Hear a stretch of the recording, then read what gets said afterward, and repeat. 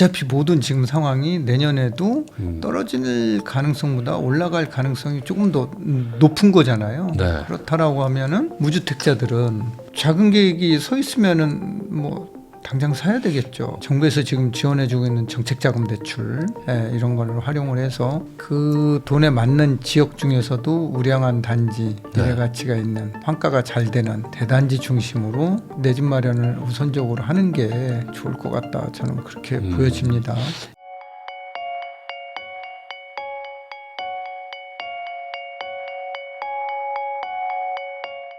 JADUWM 대표님이시죠. 고준석 대표님하고 이야기 나누고 있는데요. 그러면 지금 상황에서 이제 무주택인 사람들은 이제 집을 어떻게 마련을 해야 되냐, 이거 가지고 이제 제일 고민들이 많으신 것 같아요. 그거 고민이죠. 네, 특히 이제 대출 규제도 있고, 거기다 이제 막 토어제니까 막 실거주까지 해야 되고, 그런데 이거 나 어떡하지? 뭐 여기서 이제 막히는 분들이 많거든요. 기본적으로 무주택자들은 그럼 빨리 집을 마련하는 건 맞는 건가요? 지금 이런 현상 지금까지 쭉 대표님하고 얘기를 해왔잖아요. 근데 어차피 모든 지금 상황이 내년에도 떨어질 가능성보다 올라갈 가능성이 조금 더 높은 거잖아요. 그렇다라고 하면은 무주택자들은 뭐 작은 계획이 서 있으면은 뭐 당장 사야 되겠죠. 하지만 뭐 자금 계획이 아직 정확하게 준비가 안 돼 있어서 지금 전월세에 산다라고 가정을 해보면은 정부에서 지금 지원해주고 있는 정책자금 대출 이런 것들을 좀 잘 활용을 하자. 이런 거를 활용을 해서 꼭 우리가 내 집 마련을 강남이 아니면 안 돼, 뭐 한강 벨트가 아니면 안 돼, 이게 아니라 그 돈에 맞는 지역 중에서도 우량한 단지, 미래 가치가 있는 대단지 중심으로 환가가 잘 되는 이런 데에 내 집 마련을 우선적으로 하는 게 좋을 것 같다. 저는 그렇게 보여집니다. 이게 과거라면은 갭 투자라도 좀 해놓고 나는 좀 딴 데 가서 살면 되는데, 지금은 이제 소위 말하는 갭 투자도 안 되잖아요. 다 토어제니까. 그러면은 어떤 분들 입장에서는 내 돈에 맞춰서 집 살라니까 내가 도저히 저기서 출퇴근 안 되는데라는 거기까지 뭐 멀리 가야 된단 말이에요. 아파트 살려면. 그럼에도 불구하고 가야 될까요? 막 1시간 반 걸려. 조금 멀더라도 내 집 마련을 안 하면은 계속 집값은 올라가고 근데 월급 모아가지고서는 집 사는 이 기한 자체가 더 길어질 수밖에 없다라는 거죠.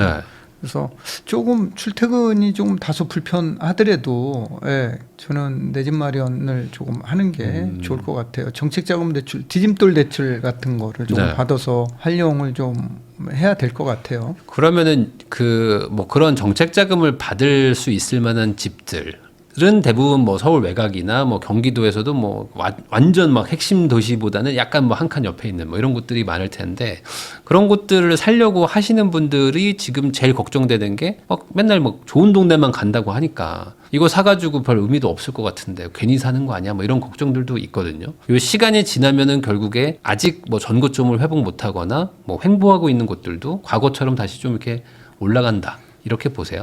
그럴 가능성이 없다. 이렇게 얘기할 수는 없죠. 어차피 이 실물자산 가격이라는 것은 그 지역으로의 이제 수요자가 분산이 되거나 이동하게 되면은 올라갈 수밖에 없는 거고. 그래서 뭐 돈 있으면은 강남 상구에 사야 되겠지만 강남 상구 못 사기 때문에 나는 평생을 전월세 살아야 된다. 이거는 아니라는 거죠.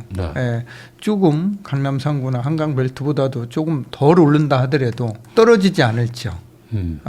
물가 상승률 정도의 뭐 상승률을 보이는 지역에서, 그래서 이제 그 지역에 그 동네마다 다 대장이 있잖아요. 대장 아파트를 사야 된다라는 거죠. 그 아까 대표님이 말씀해주신 대로 결국에 이제 M2 통화량의 증가가 이제 예상이 된다면, 물론 뭐 똘똘한 한 채 기조가 있기 때문에 좋은 동네에 돈이 뭐 더 갈 수는 있겠지만, 그렇다고 뭐 안 좋은 동네라고 돈이 안 가는 건 아니다. 이 정도로 이해하면 되는 겁니다. 결국에 유동성의 그 어떤 효과는 다 받긴 받을 것이다. 그러면은 무주택자들이 차라리 지금 속편하다라고 얘기하시는 분들도 있거든요. 왜냐면은 1주택이신 분들은 뭐 있는 거 팔리지도 않고 뭐 세입자 있으면 못 팔고 막 이런 상황도 있어가지고, 그 무주택이신 분인데 전세가 막 1년 반 남았어요. 이런 분들은 차라리 지금 저 그냥 나갈게요 하고 빠지고 나가가지고 집을 사는 게 나을까요? 살 수 있다면은 그냥 주인한테 얘기하고 먼저 나간다고. 1년 반 뒤에 나가면 지금 살 수 있는 돈인데 1년 반 뒤에는 상승이 예측된다라고 하면 지금 빼는 게 낫겠죠. 지금 행동으로 옮기는 게. 그러니까 어떤 분들은 요번에 계약갱신 청구권을 쓸 수 있는 상황인데 써야 되나요, 안 되나요? 뭐 이거를 고민하는 분들도 저는 있어요. 내 집 마련하는 게 좋을 것 같아요. 지금은요. 네.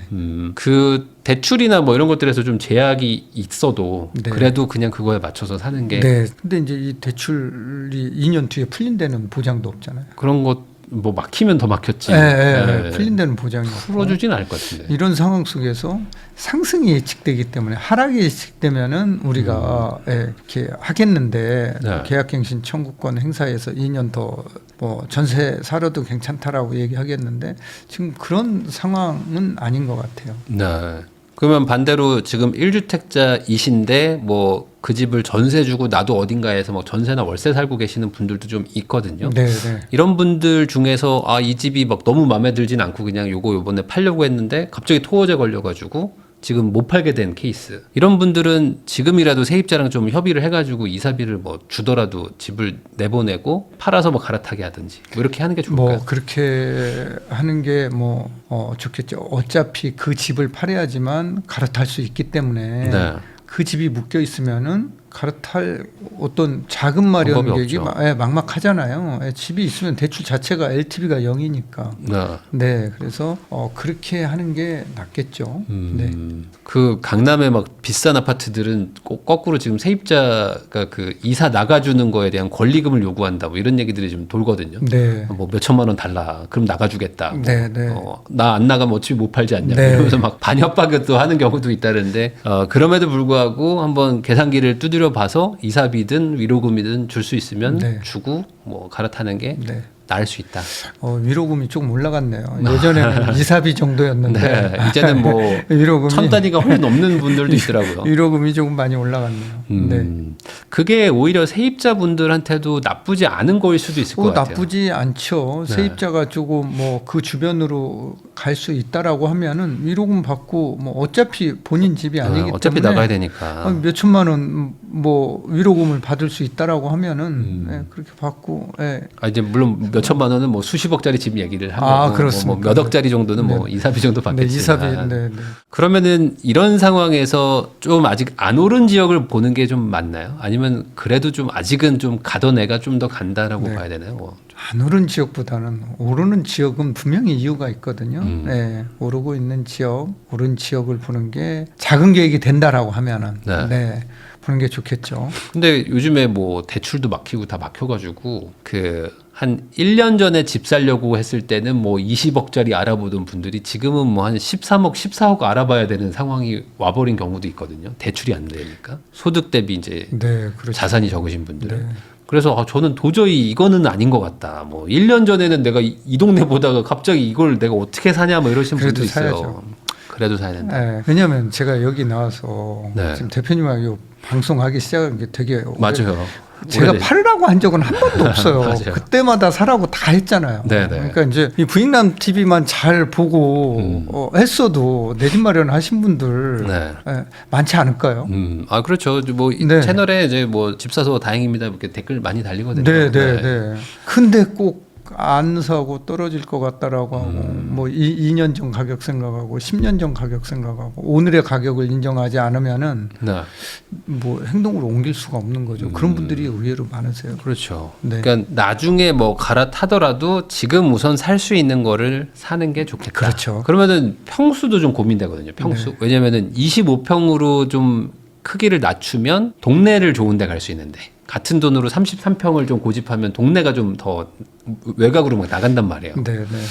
근데 25평들이 또 약간 좀 요즘에 또 많이 비싸져 있기도 하고 네, 네. 여기서 또 막 고민들이 있으신 것 저는 같아요. 25평 사라고 하고 그래도 싶습니다. 25평. 네. 어. 지방에 가면 뭐 70평, 80평도 살 수 있어요. 네.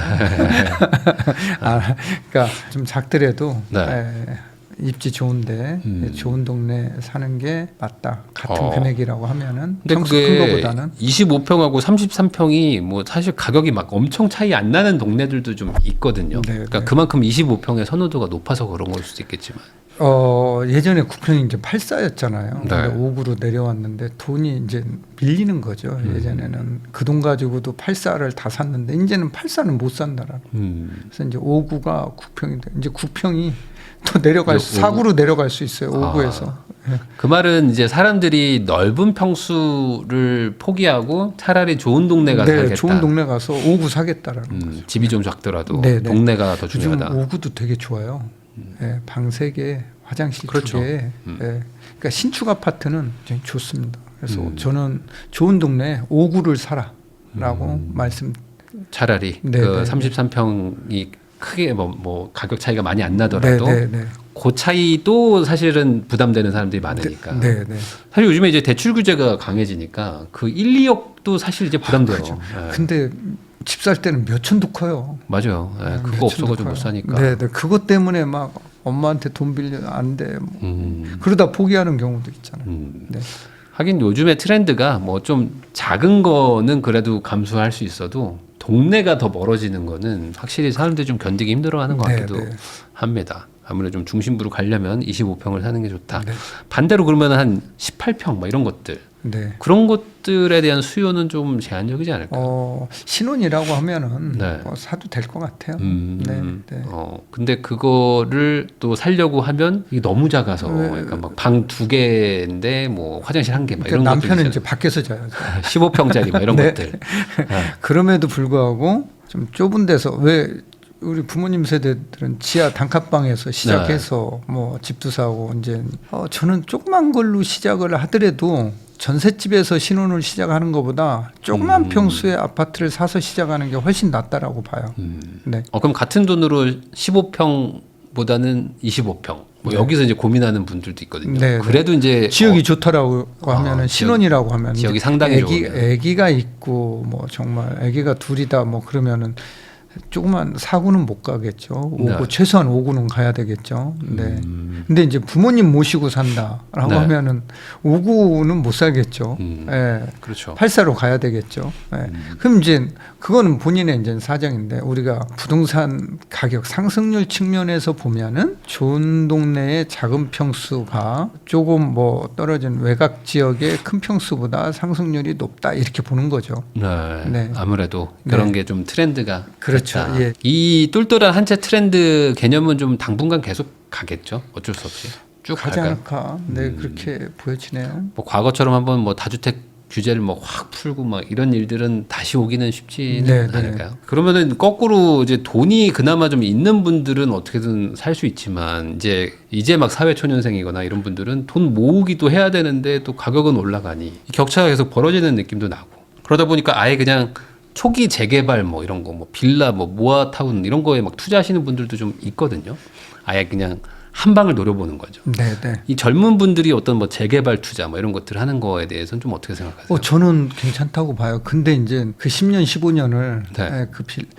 물론 10년, 15년을 가지고 있어야 되고 물론 처음 내 집 마련했을 때는 2년은 실거주 해야 돼요. 네. 네, 실거주 해야 되겠지만 저는 그것도 신축 아파트로 받는 하나의 지름길이라고 봐요. 조금 오래는 걸리겠지만 다만 정비사업 구간이 어디에 사느냐가 중요할 것 같아요. 네. 적어도 관리처분 인가가 난 거를 조합원치 양도 받아서 사는 게 제일 좋겠지만 최소한 사업 승인 인가 난 그런 재개발 지역 뭐 그걸 좀 사라. 이렇게 얘기하고 싶고, 네. 그래서 너무 초기는 좀 리스크가 너무 초기는 리스크가 있기 때문에 그런 거 사업 승인까지는 조금 네. 받고 아니면 조금 비싸더라도 관리처분 인가 난 거 사면은 최소한 이제 5, 6년 안에는 입주할 가능성이 높으니까 이런 물건을 사는 게 좋을 것 같아요. 그러니까 너무 대박을 노리려고 하다가 이제 소위 말하는 이제 물려버리는 케이스도 네. 생기니까 네. 그런 건 좀 조심을 해라. 네. 그 거꾸로 지금 자녀가 있는 뭐 한 50대 네. 뭐 아니면 40대 후반 이런 분들 입장에서는 내 집은 하나 있는데 우리 애 집은 지금 없는 상황인 경우도 있잖아요. 네. 이런 경우에는 한 2주택 정도까지는 한번 해볼 수도 있을까요? 자녀 이제 나이에 따라서 자녀가 이제 한 대학생 정도 됐다. 뭐 그러면은 이제 증여를 할 수 있는 거니까 구입을 해서 이제 세금이라든가 뭐 지금 현재도 보유세율이 낮은 게 아니거든요. 네. 지금 현재 보유세율을 감당할 수 있다라고 하면은 뭐 아들 앞으로 증여해서 사주든가 본인 앞으로 매입해서 아들 앞을 뭐 자녀 앞으로 증여를 해주든가 뭐 나중에라도 빨리 증여를 하든지 해야 되겠죠.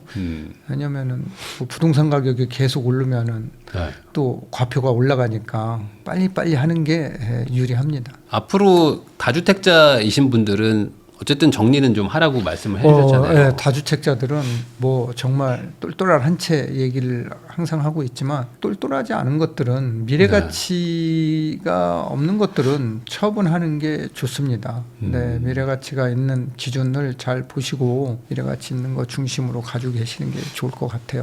한 채만. 네. 저도 다주택자지만 과거의 다주택자들은 사실 이거 말고는 방법이 그러니까 돈 벌 방법이 잘 안 보여가지고 이렇게 부동산을 가지고 다주택을 한 경우도 있었는데 네. 요즘에는 사실 뭐 이렇게 소위 말하는 똘똘한 한 채급이 아닌 거를 굳이 다주택을 할 바에는 그렇습니다. 그냥 이걸로 뭐 진짜 코인이든 뭐 주식이든 이런 걸 하는 게 네. 차라리 속 편한 세상이 된 것 같기도 해요. 차라리 네. 뭐 직접 투자가 안 되면은 ETF, S&P 500, 나스닥 네. 이런 거 담아 놓으시면 돼요. 그러니까 그런 게 뭐 정책, 뭐 정부 정책 이런 거에도 좀 영향도 좀 네. 덜 받고 뭐 세입자도 어쨌든 없고 네. 세금도 어쨌든 뭐 딱 빤하니까 그렇습니다. 네. 이게 너무 변하니까 네. 특히 다주택은 항상 뭔가 타겟이 되기 좋아서 그거 하다가 뭐 조금 돈 번 것 같아도 결국에는 이제 지나고 나서 다 계산해 보면은 남는 것도 없고 네. 뭐 이런 상황이 계속 반복되는 것 같기도 합니다. 다주택자들은 본인이 가지고 있는 자산의 미래 가치를 좀 점검해 볼 필요는 있어요. 점검해 보시고 없는 거는 2개든 3개든 처분하는 게 근데 처분할 때는 뭐 내년 5월 31일까지 양도세 중과세 유예 기간이잖아요. 네. 그 전에 처분하는 게 좋겠죠. 그리고 대표님이 또 경매도 또 전문으로도 같이 얘기를 해주시니까 요즘 경매 시장은 좀 어떻습니까? 이게 좀 규제를 피하는 방법으로 좀 약간 각광을 받고 있다 뭐 이런 얘기들도 있는데. 규제를 피할 수 있죠. 경매로 내 집 마련하면은 일단 지금 현재 서울 지역을 예로 들면은 투기과열 지역 또 네. 토지거래 허가구역이잖아요. 토지거래 허가구역에서는 실거주 의무가 부여가 되고 네. 또 재건축 재개발 살 때는 투기과열 지역에서 조합원주의 양도가 제한되잖아요. 네. 이런 거에서 조금 더 자유롭다. 그래서 실거주 의무는 없는 거고 자금 조달 계획서도 낼 필요 없고 특히 조합원주의는 경매로 살 때는 금융기관이 경매는 거, 네. 개인이 친 건 안 되고. 임의 경매는 거에 대해서는 조합원주의 양수를 받을 수 있기 때문에 네. 또 뭐 공매 같은 경우도 신탁재산 제외하고 압류재산이나 국유재산은 다 받을 수 있기 때문에 이런 것들 경공매로 사면은 좋겠죠. 네. 요즘에 그래서 이 경매 경쟁률이 뭐 엄청 높다. 뭐 시세보다 더 비싸게 산다. 뭐 이런 기사들도 막 나오거든요. 그러니까 이제 살 때는 시세보다 비싸게 사면 시세로 이제 시세로 사면은 이제 실거주도 해야 되고 그렇죠. 뭐 뭐 이런 그런 게 있으니까. 부분들이 있으니까 이걸로 사면 이제 전세 놓을 수 있잖아요. 그래서 실거래가보다 비싸게 사는 경우도 가끔 있는데 1차 법사가 네. 그러니까 1차 법원 감정가 기준으로 보지 말고 시세 대비 몇 프로 좀 싸게 살 필요는 있다. 그런데 현재 지금 법원에서 경매 진행되고 있는 물건은 1차 감정가가 6개월 전이나 1년 전에 매겨진 거예요. 네. 6개월 전이나 1년 전에는 올 초에는 가격이 좀 쌌죠. 지금 많이 올라와 있는 상태니까. 그래서 시세하고 1차 감정가하고 차이가 많이 나기 때문에 아마 1차 감정가 대비해서는 매각가율 자체가 뭐 100%가 훨씬 넘을 거예요. 네. 와 이렇게 비싸나 이렇게 생각하시지 말고 시세를 좀 비교해 보시고 최근 실거래가 네. 기준으로 비교를 좀 해보시고 또 우리가 이제 호가가 얼마 나와 있나 이것도 한번 확인해 보시고 여기에서 80%에서 85% 수준의 뭐 매입하시면은 좋지 않을까요? 아무래도 이제 아파트 경매는 그래도 경매에서는 제일 그래도 좀 쉽고 안전한 축에 속하잖아요. 뭐 법적인 문제들도 좀 적고 그러니까 그런 것도 한번 관심을 가져보시면 나쁘지 않다. 이렇게 얘기해 주신 것 같습니다. 지금까지 JADUWM의 고준석 대표님을 모시고 부동산 이야기 나눠봤습니다. 전반적으로 시장의 상승세를 뭐 막기에는 지금 엄청난 대책들이 나오지 않으면 쉽지 않다라는 이야기를 해주신 것 같고 그 대책은 사실 뭐 정해져 있는데 그 대책들을 정말로 이제 현 정부가 뭐 발표를 할지 이게 이제 가장 큰 관전 포인트인 것 같아요. 이런 내용들도 여러분들 잘 참고하셔가지고 투자에 도움이 되시기를 바라면서 저도 대표님하고 인사 나누겠습니다. 오늘 나와주셔서 감사드립니다. 네, 감사합니다.